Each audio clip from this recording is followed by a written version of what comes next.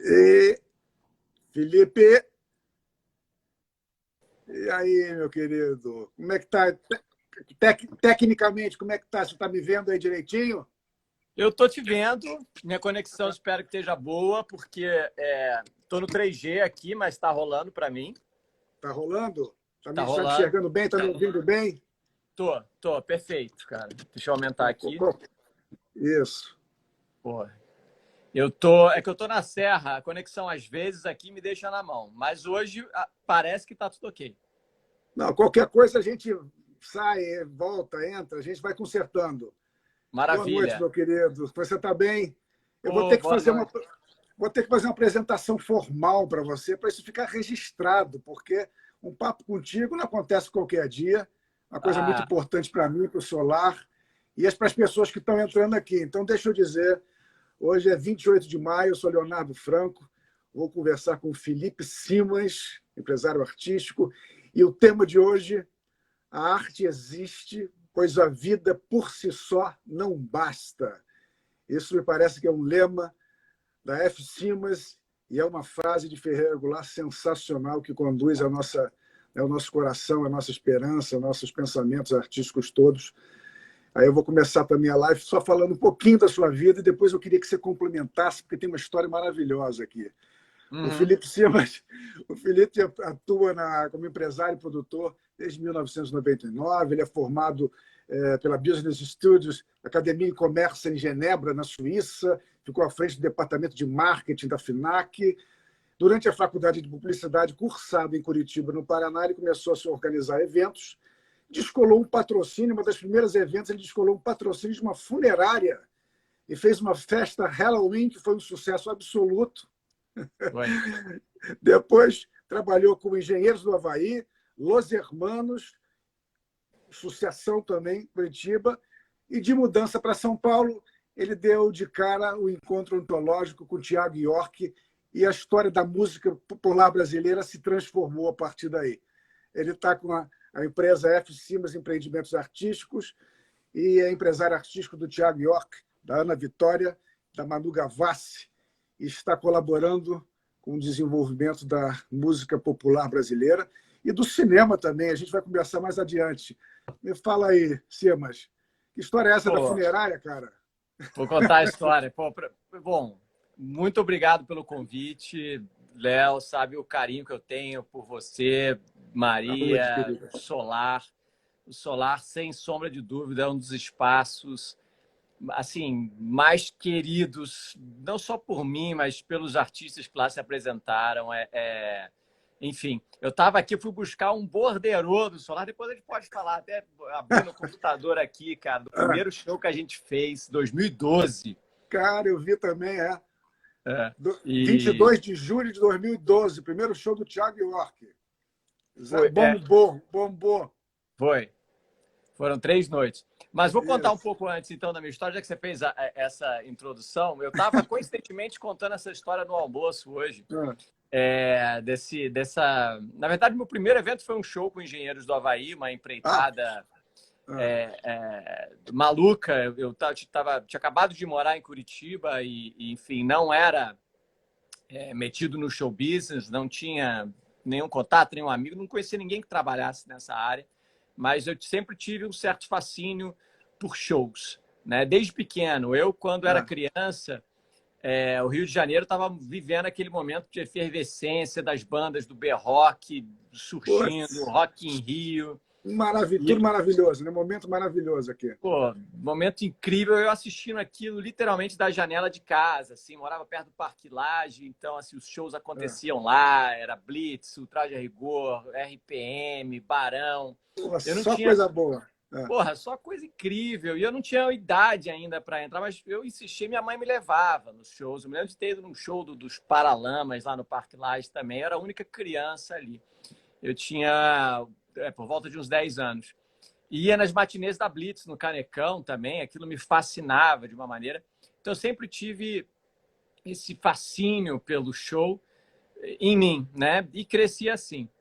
E foi então, já no início da vida adulta, eu lá em Curitiba, que tive uma ideia maluca de me meter nessa história aí. Mas, enfim, o meu primeiro evento foi esse show do Engenheiros do Havaí, mas em seguida eu comecei a fazer festas de faculdade, eu estava estudando lá. E esse Halloween foi muito significativo para mim e na minha carreira, porque eu entendia, festa de faculdade, o que as pessoas querem nas festas de faculdade? Eles querem ver gente. Então, o meu objetivo vai ser levar gente para esse lugar. Claro. E comecei a fazer uma divulgação com muita antecedência e uma divulgação muito inusitada, né? Eu cheguei numa funerária e fui lá para convencê-los de patrocinar minha festa. Eles falaram, poxa, mas eu não entendo, não é muito nosso público-alvo, né? Eu falei, cara, não, eu sei que não é o público. Pô, estudante universitário, no futuro, né? No futuro, exato, né? Exato, construção de marca, né? Enfim, o McDonald's ele faz isso, né? O marketing dele é voltado para as crianças com uma memória afetiva, uma lembrança de McDonald's crescem, enfim, querendo comer McDonald's pro resto da vida. Isso. Mas, enfim, eu não me lembro como eu consegui convencer os caras. E aí eles falaram, tá, o que você quer? A gente não vai botar dinheiro. Eu falei, eu só quero um caixão. Aí os caras, pô, mas sério? Como assim? Eu falei, cara, me empresta, eu te devolvo. E de fato, eles emprestaram lá caixão enfim, tudo mais, todos os acessórios.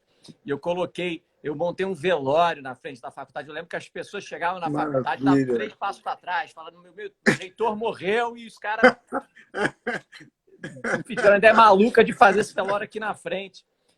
E era muito inusitado. A gente entrava de sala em sala com aquele caixão, e aí eu falava, olha, os convites são limitados. Quando limitados era a deixa pro morto, né? Que era um amigo nosso que estava fazendo, às vezes, de defunto ali. Tinha gente no caixão? Tinha gente no caixão, não. Ele pulava do caixão e falava assim, ingressos limitados? Como assim? Eu vou lá correndo comprar o meu. E aí o pessoal adorava a divulgação e eu comecei a vender com muita antecedência, com ingresso muito mais barato e com preços escalonados, eles iam subindo aos poucos. Resumo da ópera. A gente chegou a vender 2.000, eu tenho esse número muito preciso na minha cabeça, 2.096 ingressos nessa festa de Halloween. Eu acho que a casa nem cabia isso, isso foi a rotatividade ao longo da noite. Só que o curioso é que eu tinha contratado uma banda que era fazer parte daquela cena de artistas expoentes em Curitiba. Tinha uma vocalista que chamava muita atenção na época, ela lembrava muito a Alanis cantando. E eu contratei aquela banda, me lembro que o cachê foi R$600. Paguei o cachê deles para se apresentarem lá na festa. Só que, enfim, eles eram uma atração da festa, né? Eles não eram tão conhecidos ainda. Eles não levariam 2.000 pessoas, eles levavam 100 pessoas num barzinho ali, 150. E aí, quando eles viram aquela casa com 2.000 pessoas, eles me chamaram e falaram, cara, eu não acredito, você conseguiu trazer 2.000 pessoas para assistir o nosso show. Eu fiquei até sem graça de falar, não. Aumentou o cachê, não? Teve que pagar mais, não? Não tive. Mas o engraçado é que eles falaram, pô, você trouxe tanta gente para ver o nosso show, você tem que ser nosso empresário. Olha, que genial, que genial. Foi a primeira vez que eu falei, pô, empresário e tal. Olha. Gostei da ideia. Vamos lá, vamos embora. Claro, E aí virei empresário deles e trabalhei com eles um tempo, foi muito bacana. Foi a minha primeira experiência empresariando, gerenciando a carreira do artista. Eu era moleque e eles igualmente. E a gente fez, enfim, muitas viagens de van pelo sul ali, Santa Catarina, Paraná, mas viemos até Rio, São Paulo também. E ali foi meio que onde tudo começou. Você estava com quantos anos, Felipe? Eu estava com 20. Eu estava com 20, 21. Nossa, muito novo, né? Quer dizer, você já estava determinado, já era a tua onda naquela época. A partir daquele momento você não teve mais dúvida, né? Exatamente. Eu fiquei assim, na verdade, eu não entendia que aquilo podia ser uma carreira. Aquilo estava no meu sangue, eu amava fazer aquilo. Eu comecei a ganhar algum dinheiro com aquilo, mas eu sempre me questionava, falava, não pode ser. Eu me divirto tanto fazendo isso, eu gosto tanto de fazer isso. Pô, será mesmo que eu vou conseguir ganhar a vida? Isso vai ser bom demais, para ser verdade, né? E eu neguei isso por muito tempo dentro de mim, tendo negócios paralelos e tudo mais, até que chegou uma hora que eu falei, pô, cara, eu já estava fazendo eventos em Curitiba, fiz vários shows nacionais, tem essa minha história com o Los Hermanos, que também foi muito bacana. Vou contar essa história do Los Hermanos, que resume um pouco. Era 2001, final da turnê do Bloco do Eu Sozinho, que era um disco que eu amava, e eles iam terminar a turnê. Eu li que eles iam fazer o último show, penúltimo show em Porto Alegre, o último era no Nordeste. E também achei o telefone do empresário e falei, Simon, eu moro em Curitiba, vocês vão sair do Rio e vão fazer um show em Porto Alegre. De ônibus, né? Na época se viajava muito mais de ônibus. Sim, claro. Ou ainda não existia, não estava, enfim, muito popularizado.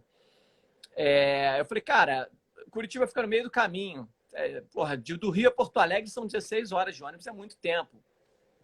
Faz 8 horas de viagem, para em Curitiba, dorme, eu te dou hotel, comida e uma casa de shows. Você faz um show, a gente racha a bilheteria, depois você segue para Porto Alegre. O cara falou, olha que nada mal, nada mal. Claro. Só que assim, eu queria assistir aquele show, porque eu era fanático por eles, né? Como eu sou até hoje, adoro, banda nacional preferida. E aquele show foi histórico, enfim. Eles até publicaram agora, na última turnê, esse meu depoimento. Eles se lembram com muito carinho desse show também. Era uma casa para 400 pessoas, ficou abarrotado numa terça-feira. E a partir dali, comecei a fazer os shows deles também em Curitiba, sempre nessa pegada. Eles eram muito famosos em Porto Alegre, muito grandes em Porto Alegre, e tinha essa passadinha em Curitiba antes de chegar em Porto Alegre. Então eu produzi todos os outros shows deles até o hiato, né? Até o último show do disco 4. E assim comecei a produzir vários outros shows em Curitiba, enfim, de Pitty, de Pato Fu, de todos os artistas que estavam em evidência na época. Shows internacionais também, Pearl Jam, Avril Lavigne, Evanescence, foram escolas para mim. Ver os gringos trabalhar e o profissionalismo do show business norte-americano. Incrível, né? Incrível. Né? Aquilo me deixava fascinado, né? Eu lembro que enfim, produtor faz tudo. Eu lembro que deixaram um dia o pessoal do Pearl Jam uns sacos de roupa suja, super organizado de cada um para levar na lavanderia. E um amigo meu tirou sarro e falou, pô, isso aí que é produzir, então você fica lavando a cueca dos caras. Eu, cara, lavo. Porra, agora a gente faz tudo. Aula, cara. Claro, porra. Porra, é barato demais essa aula que eu tô tendo aqui. Se o preço é lavar a cueca dos caras, bora. Porra, agora, na hora, né? Então, Curitiba foi uma escola, foi onde eu fiz a minha carreira. Enfim, fui gerente de marketing da FINAC lá, assim que a FINAC chegou lá também. Enfim, foram anos muito bacanas e fiz de tudo um pouco lá. E até professor universitário eu fui lá, Léo. Não sei se você sabe disso. Não sei. Do quê? Publicidade também, não? O quê? Cara, eu me formei no curso de publicidade lá. E o coordenador... Muito engraçado, porque eu fui a primeira turma de uma faculdade tradicional de Direito quando eles começaram a ampliar o leque de cursos. E o coordenador chegou e falou para mim... ele via a mobilização que eu fazia nas festas de faculdade e ele falou, olha, eu preciso de um aluno expoente aqui para dar aula, para dar exemplo, para mostrar que o cara saiu daqui de dentro. E ele falou, pô, você topa dar aula? Eu falei, porra, topo, vamos embora. E aí eu dava aula numa disciplina chamada Promoção de Eventos. Tinha uma outra disciplina para o curso de turismo chamado Organização de Eventos e dava aula de Introdução à Publicidade e Propaganda, primeiro período. Então, tinha turmas do primeiro período, do quarto e do sétimo. Então, eu dava aula de manhã cedo, 7 da manhã, as primeiras turmas, ficava o dia inteiro trabalhando e depois, no final da noite, voltava para dar aula para o turno da noite. E isso, enfim, fui empresariando vários artistas da cena curitibana. Empresariei o Denorex 80, que era uma banda... Hoje é uma banda lendária. Lá no início estava, enfim, começando aquela revival dos anos 80, né? E tinha o Alexandre Nero, enfim, que é ator e como vocalista na época. O Maurício Vogue, talentosíssimo, filho da Regina Vogue, que é, enfim, uma família super tradicional das artes cênicas paranaenses, enfim, bons tempos. Olha o comentário aí. Olha o comentário. Porra, ele vai de agente funerário para professor universitário. Muito bom, Maria. Pois, mais ou menos isso. Para trabalhar em arte no Brasil, você tem que começar na funerária.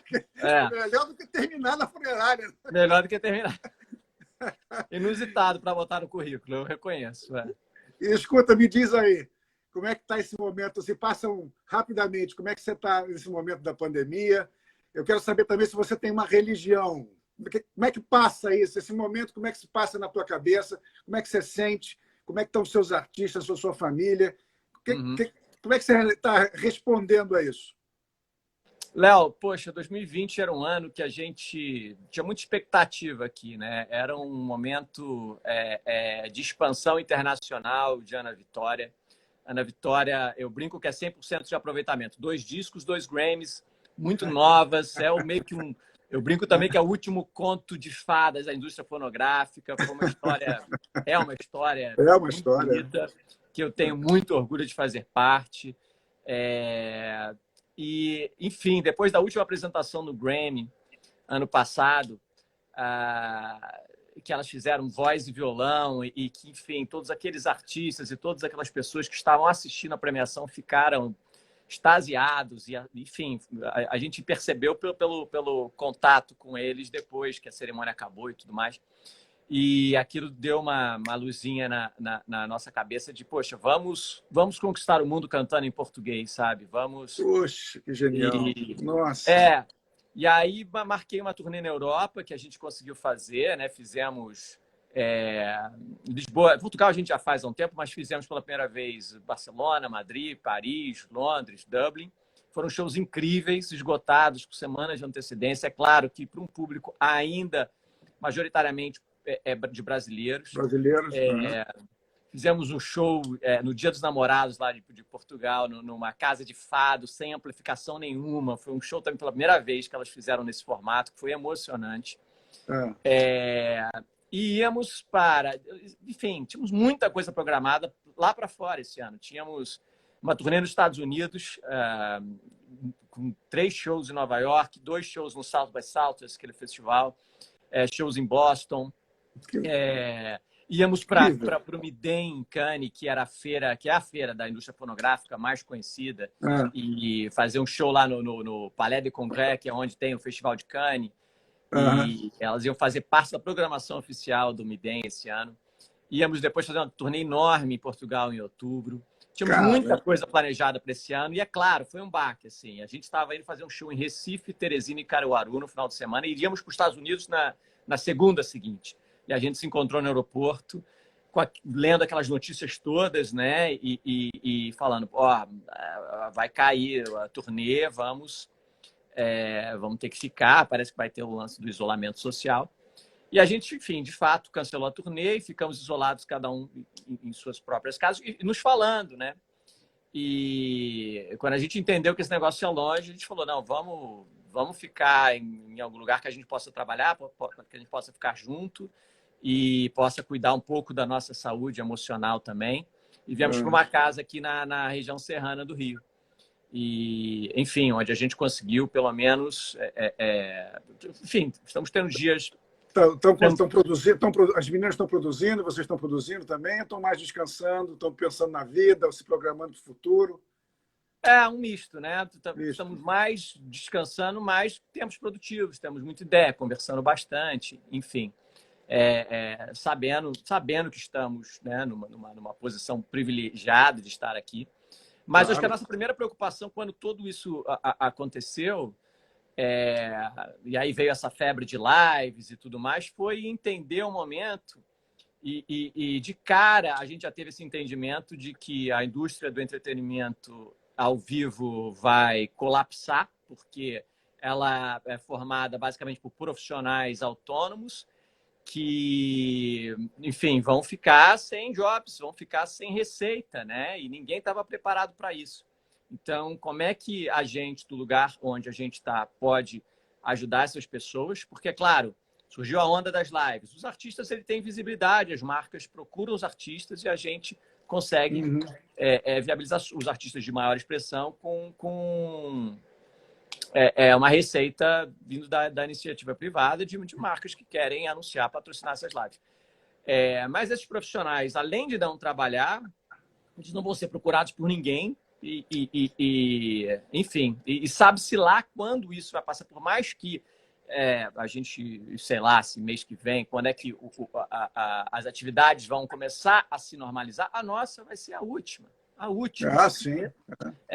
Aglomeração de pessoas e é onde o risco é maior, né? Então... eu dei uma olhada anteontem numa live que você fez com Paulo Junqueira, com Tony Garrido. o Zé Ricardo, e você projetando para junho de 2021, é isso mesmo, cara? Cara, Você Léo, só está assim, marcando o show para junho de 2021, você não está prevendo nada antes disso, não, é? eu não estou prevendo nada, eu preferi exatamente, para a gente não ter um outro problema que lidar no segundo semestre e tudo mais, a gente tinha uma turnê para junho desse ano quase esgotada. Em algumas, por exemplo, Vivo Rio já estava esgotado, que era o turnê de namorados. Para mim, Ah, o melhor foi levar, então, para o final de semana dos namorados do ano que vem, entende? Então, porque sim. essa turnê ela só faz sentido no final de semana dos namorados. Tínhamos datas marcadas de shows grandes também no final do ano. Portugal em outubro, inclusive o nosso parceiro de Portugal me chamou esses dias, porque lá eles conseguiram lidar muito bem com essa história e estão retornando às atividades.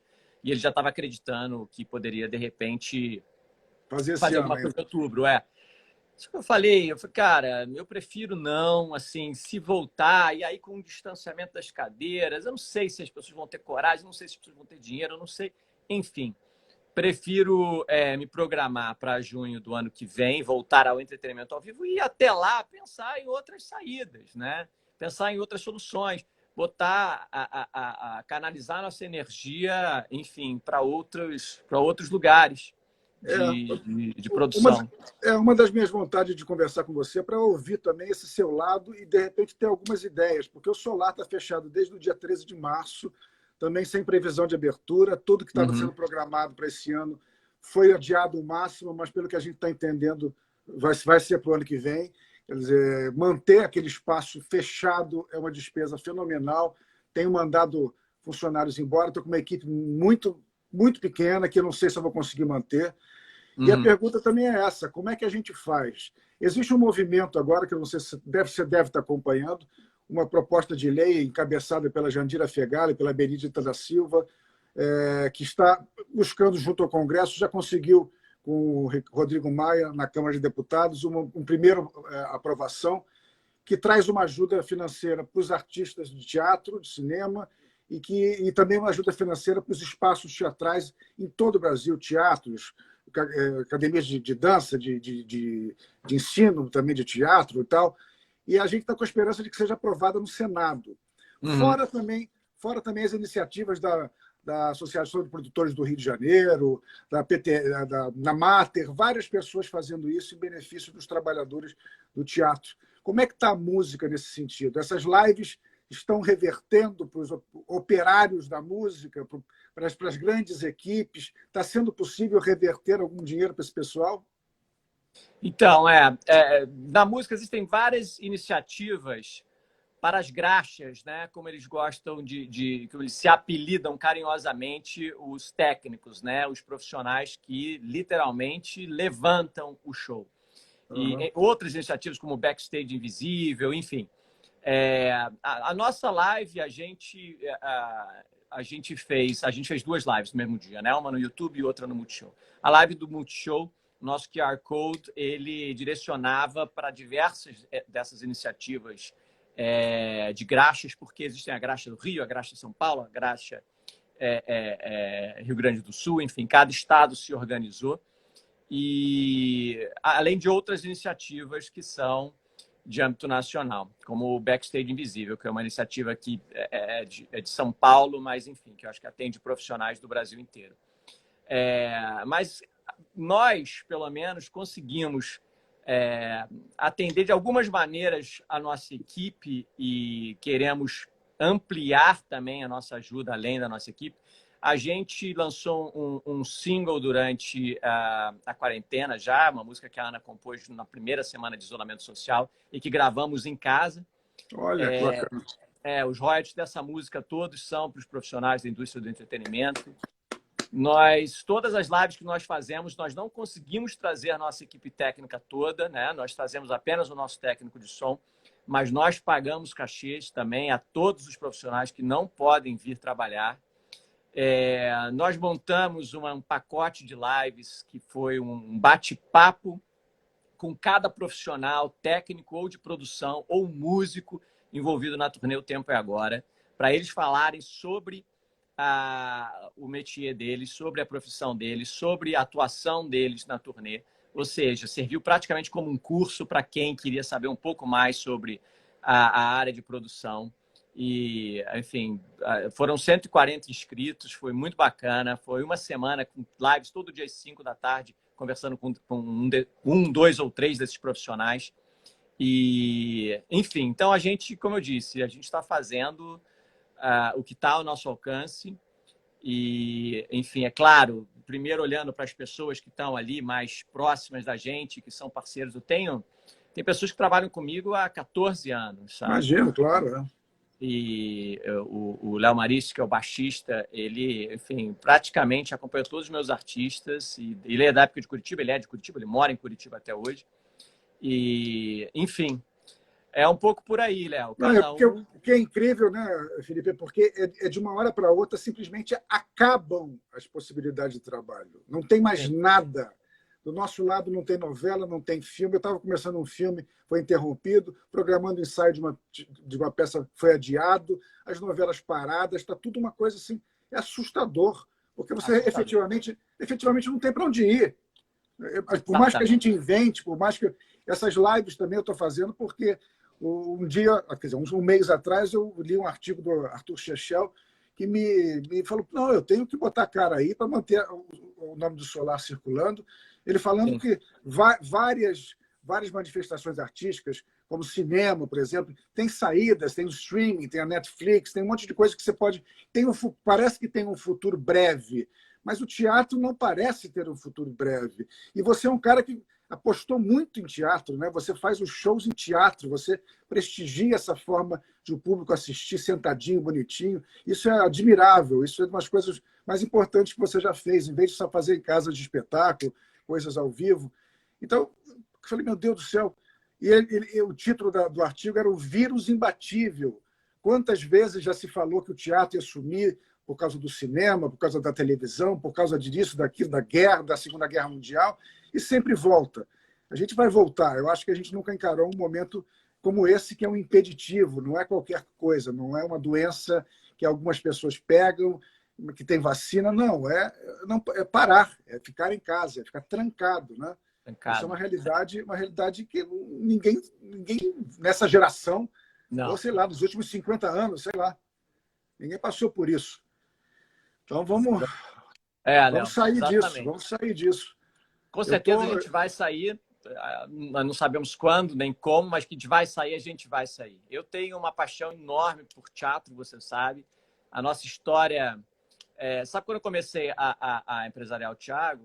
O telefone dele não tocava, mas eu via que ele tinha públicos nas redes sociais e a minha primeira ideia foi essa. Como eu tinha a minha experiência como produtor de shows, eu falei, bom, vamos para a estrada, vamos desbravar os teatros do Brasil, porque o teatro é onde tem uma estrutura mínima já montada de som, de luz, e é onde o público tem um conforto para assistir um espetáculo.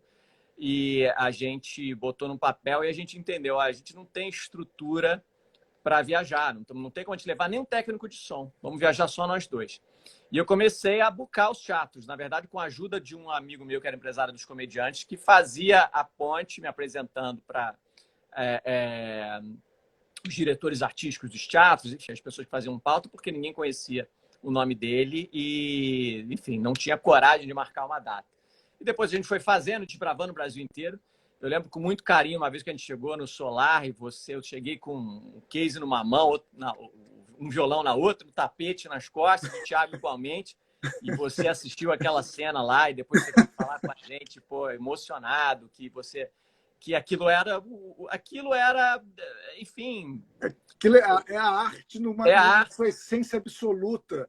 Eu faço até questão de lembrar, eu ia comentar com você em algum momento, o Felipe, aquilo é tão emocionante, porque quando você vê um talento transbordante e uma dupla tão afinada como vocês dois eram, eu olhava para aquilo e pensava, meu Deus do céu, como é que pode existir? E eu tenho um carinho pela música, porque a música, num primeiro momento, quando eu abri o Solar, eu ia colocar 30% da programação de música, mas a crise no teatro carioca e brasileiro, por falta de patrocínio, por um monte de questões, fez com que a minha programação se invertesse praticamente. Hoje eu tenho 60%, quase 70% de música e 30% de teatro. Então você vê aquilo e você imaginar vocês dois fazendo... E às vezes eu recebia uma lista de shows que você faziam. Eram 50 shows, um dia num lugar, outro dia no outro. Eu falei, meu Deus do céu, como é que esses caras conseguem? E é óbvio que consegue, porque aquela estrutura era tão pequena e o resultado era tão magnífico. É magnífico, né? Você Sim. colocar o Thiago... Aí depois você chega no Teatro Municipal, porra, e faz o cara tocar violão no Teatro Municipal lotado. É de chorar, é de chorar. Vocês mudaram tudo, cara. Vocês mudaram tudo. Sim.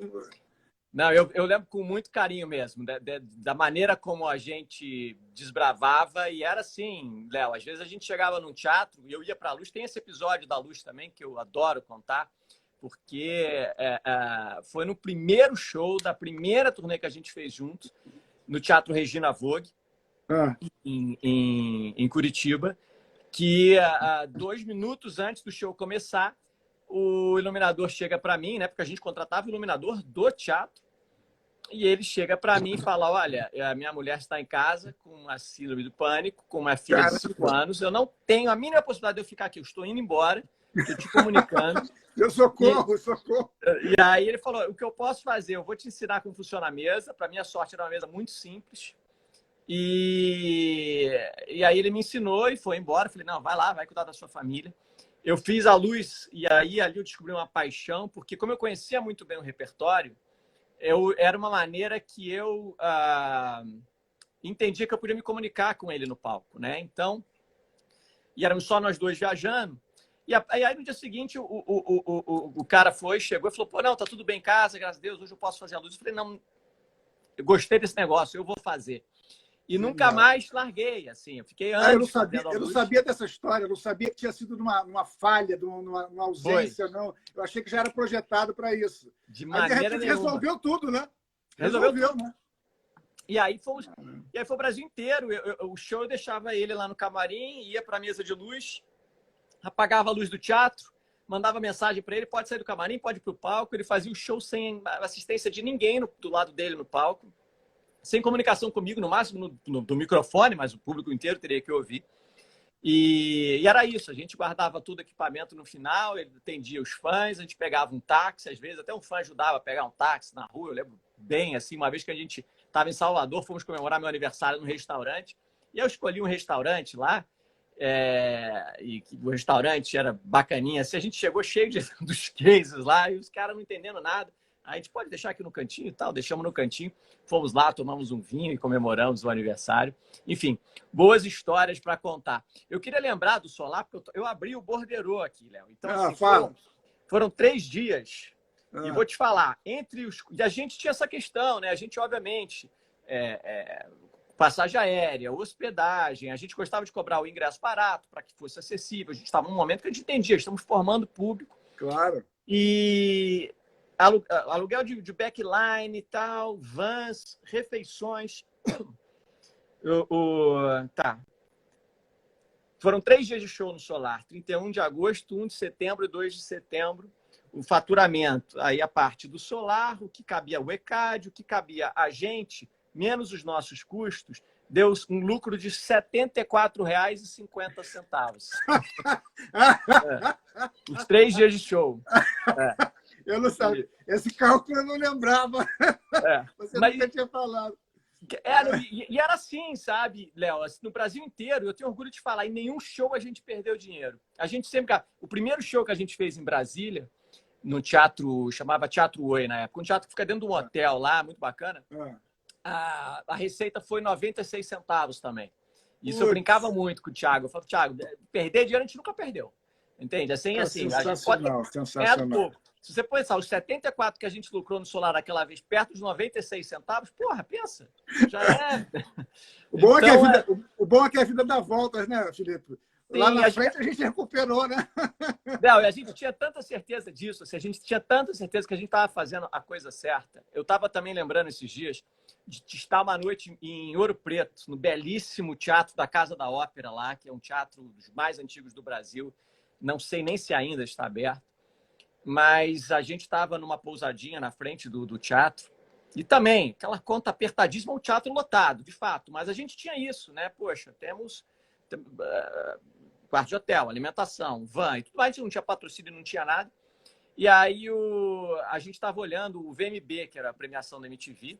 O Thiago não tinha sido indicado, o Thiago não tinha sido convidado, nem sabiam da nossa existência. E a gente olhando aquilo na televisão e vários artistas sendo premiados.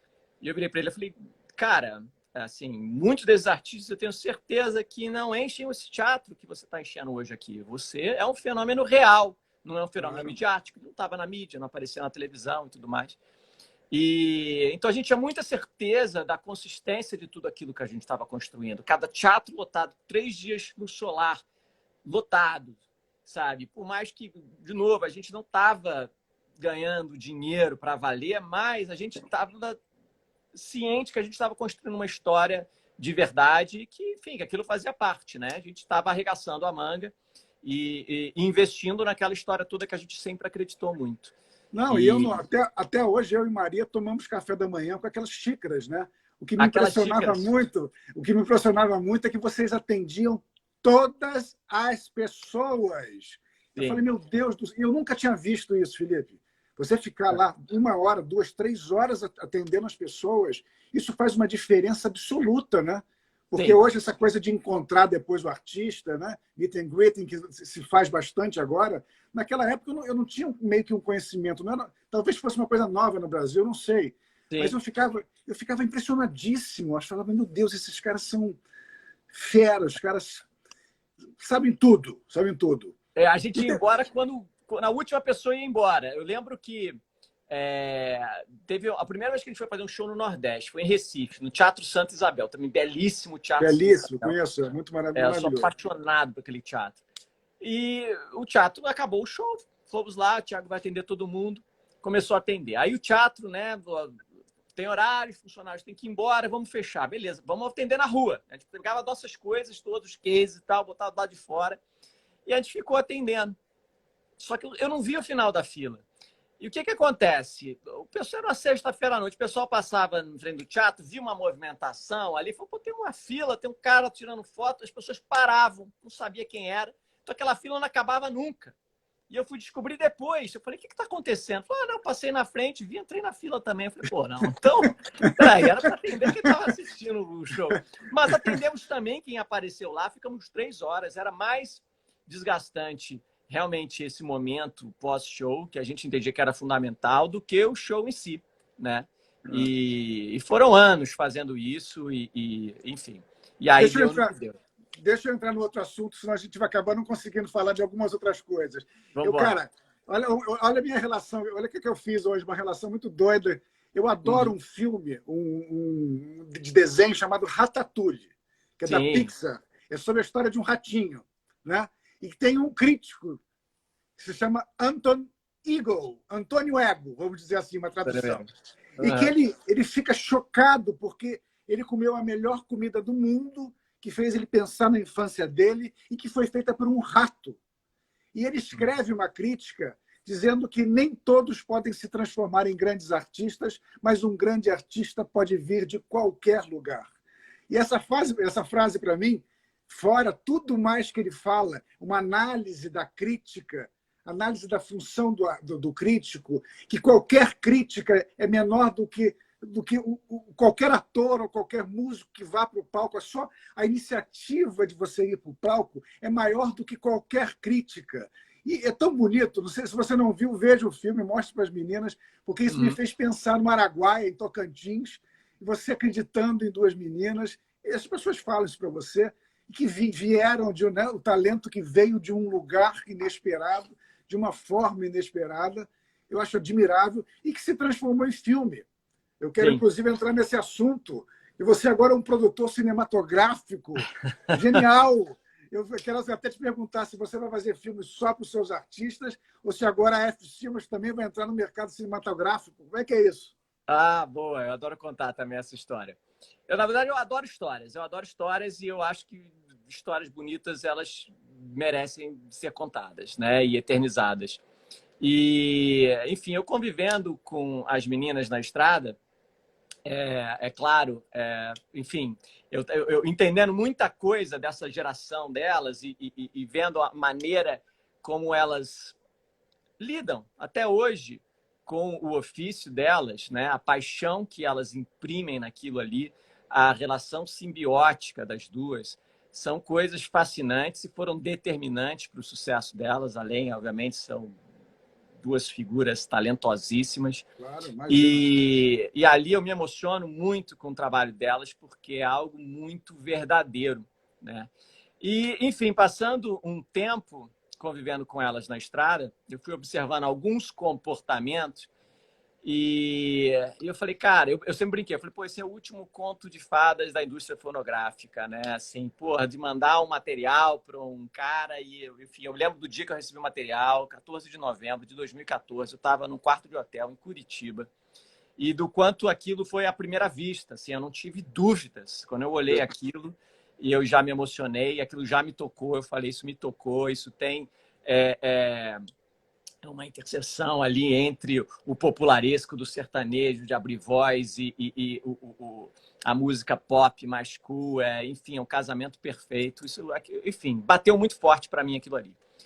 E depois de um tempo juntos, surgiu essa possibilidade de fazer um filme, né? A gente tinha alguns problemas para resolver. Um é aquela coisa de, pô, é uma dupla, é um duo, é uma pessoa só, né? Então, aquela questão da linguagem marqueteira, do awareness, das pessoas entenderem o que é a Ana Vitória. Né? Muita gente achava que é uma pessoa só, enfim, uma Claro. dupla sertaneja, porque dupla tem que ser sertaneja no Brasil. Eu falei, pô, É verdade. né? E aí, a primeira coisa, antes do filme existir, já existiu o título. Vai ser Ana e Vitória, para mostrar as duas meninas. Claro. E a ideia do filme era fazer um filme de autoficção, ou seja, que trouxesse elementos autobiográficos misturados com elementos de ficção, que contasse um pouco da história, não necessariamente da maneira como ela é.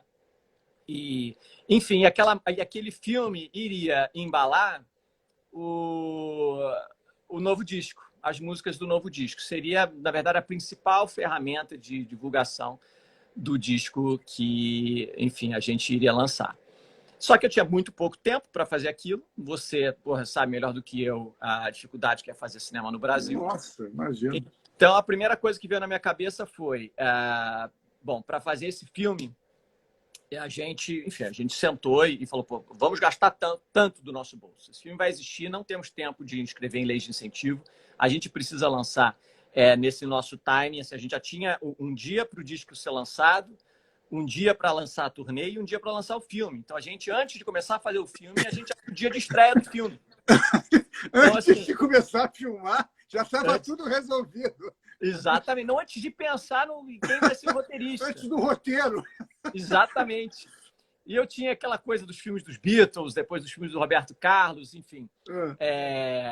Alguns filmes do início dos anos 80, do Antônio Calmon, Garota Dourada, Menino do Rio, que era um pouco sobre a cena da música no Rio de Janeiro, da juventude carioca da época. E aí cara, meu primeiro briefing para o roteirista foi o seguinte, falei, você vai escrever e dirigir o filme, correto? Correto. Então é o seguinte, eu tenho tanto de orçamento. Isso vai sair do nosso bolso, então a gente vai ter um total controle sobre isso aqui. A gente tem um prazo para estrear. Então eu quero que você escreva. Enfim, eu já tinha na minha cabeça a ideia do que eu queria que fosse contado no filme, joguei em cima da mesa para ele e falei, escreva o roteiro que você sabe que você vai conseguir filmar nesse tempo e com esse dinheiro. Se o roteiro tiver que ser passado inteiro dentro da sala ou dentro de um quarto de uma casa, que seja, entende? Mas esse filme ele precisa existir.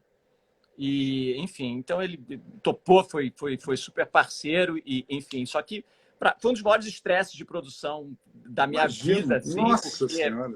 Enfim, você sabe, o orçamento, ele cada vez surge um elemento novo, entende? Pô, você cara, isso aqui precisa, então você tem que apertar a torneira do outro lado, sabe? Então, foi super delicado. Dinheiro do bolso, né, meu amigo? Não é patrocinador que você... Exatamente. Né? Dinheiro do bolso e assim, não tem um centavo a mais. Duas locações, né? Foi um hotel e uma casa, deve ter sido isso. Um hotel aqui na Praia de Botafogo, se eu não me engano, né?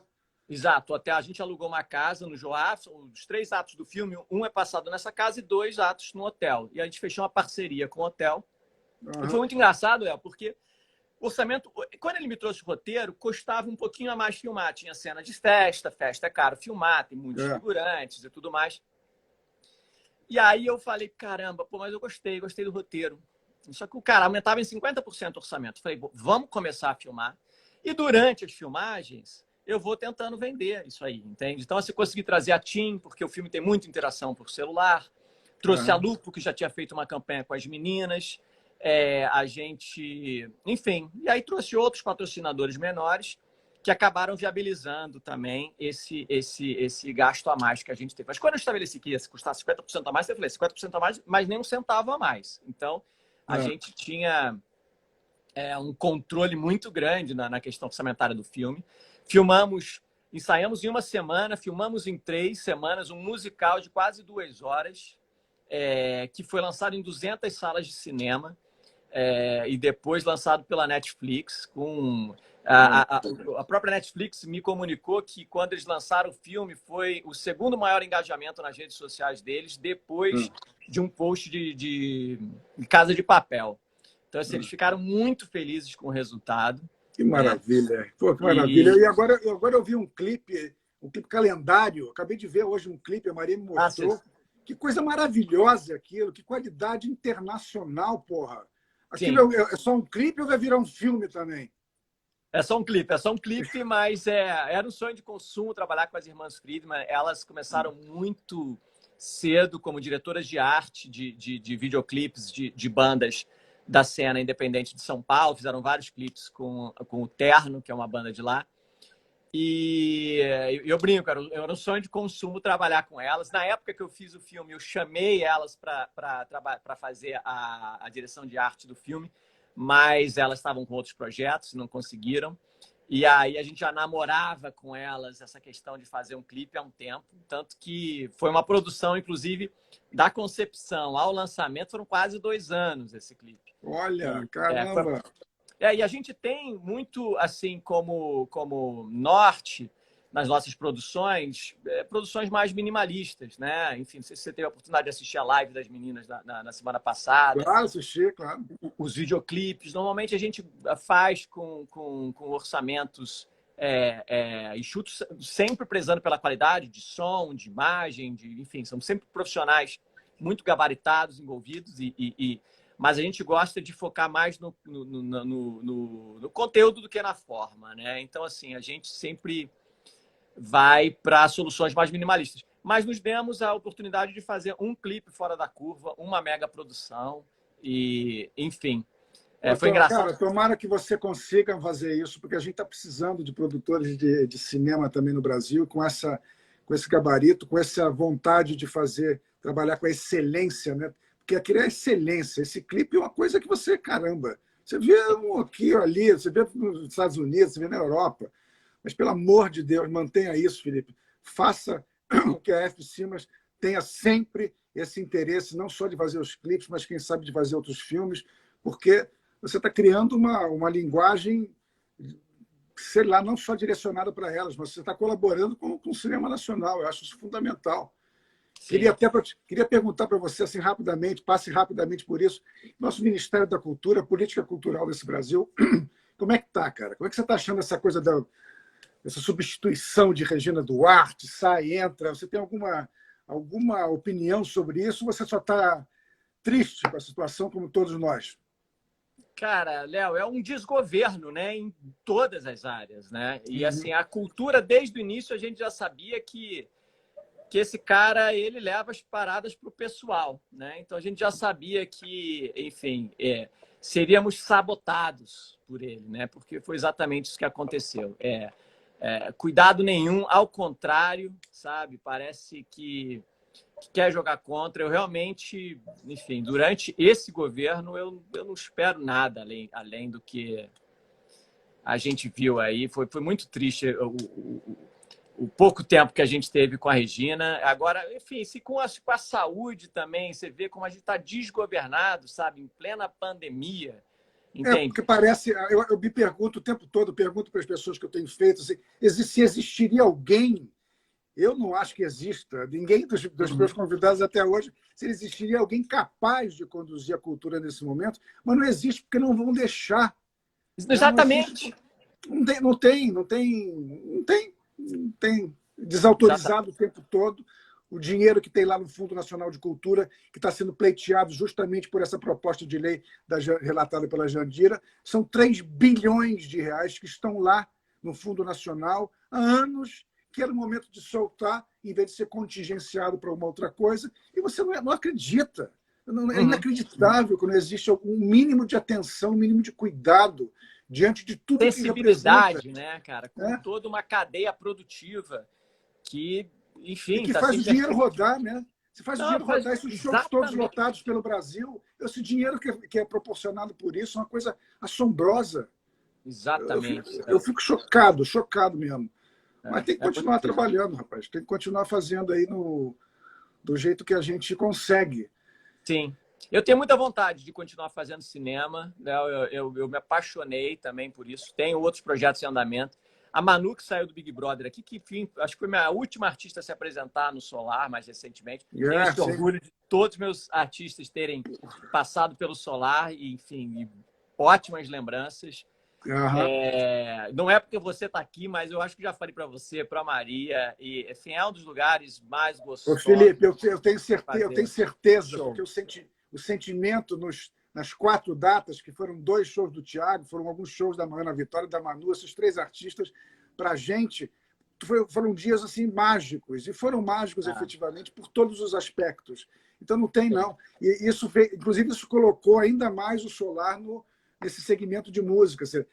Selo de qualidade, sabe? Você, Sim. Thiago, Ana Vitória, Manu lá, isso para a gente vende o espaço de uma forma especial. Eu agradeço a você, Maria, agradeço a você sempre. Eu que agradeço vocês por sempre nos receberem tão bem. E você tem uma coisa muito parecida comigo, né? Eu gosto muito de memória, cara. Assim, quando eu montei meu escritório em São Paulo, eu era muito traumatizado das minhas visitas às gravadoras. Tinha um prédio da Som Livre que eu ia muito lá, e ia nos corredores históricos onde os estúdios tinham gravado, enfim, todas as músicas que eu ouvi na minha infância, e ninguém sabia contar uma história, não tinha uma foto ali de algo que tinha acontecido naqueles estúdios. Eu fiz questão de montar no meu escritório, assim, eu tenho o quadro de cada produção que eu fiz. E aquele camarim lá do Solar tem a tua história na parede, né, Léo? Todos os personagens que você fez, enfim. Então, é uma delícia ficar naquele camarim, porra, vendo a tua história. E aí faz todo sentido a gente entender por que a gente está ali, sabe? Quem é que está à frente daquilo ali, por que aquilo ali tem aquele cuidado, aquele carinho. Enfim, quem faz a gestão são artistas que entendem o artista mais do que ninguém. Enfim, E faz parte, né, Felipe? Isso que você conta, essa história que você olha para trás e conta, isso faz com que a gente não só pense, estamos no caminho certo, como, porra, olha o que eu construí, olha o que eu estou deixando. Eu penso muito sempre nas minhas filhas, né? Olha o que eu estou deixando para as minhas 2 filhas. Quando a Maria Flor, com 7 anos de idade, pega o microfone e fala para o Farias, lá para o operador de som, escuta, aumenta um pouco o som, e começa a cantar sozinha, aquele fiapinho de gente no palco. Você fala, caramba, eu construí um teatro no Brasil. E eu vejo a minha filha apaixonada por aquilo, a minha mulher trabalhando comigo. É um orgulho, Felipe, é uma coisa assim que faz você acreditar que vale a pena. Sim. Então, esse trabalho que você faz com esses seus artistas é uma coisa que, sim, sabe, vale a pena, é uma coisa que está fazendo a diferença, isso que eu queria chegar. Está fazendo diferença. Sim. A forma como você cuida deles, a forma como eles se apresentam, a forma como você está construindo essa história, faz a diferença. Eu sinto isso.